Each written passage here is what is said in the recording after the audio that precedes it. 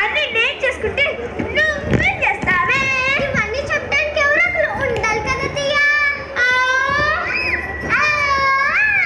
Sirisha, ఏంటత్తయ్య? Time 12గా వస్తుంది, ఆకలిస్తుంది. ఏం కూడా చేసావే? పూలు ఏం చేస్తారు? అన్నంలో కలుపుకొని తింటారు. అలాగే మొత్తం తినేసా. అత్తయ్య ఏంటి? ఇట్లావే.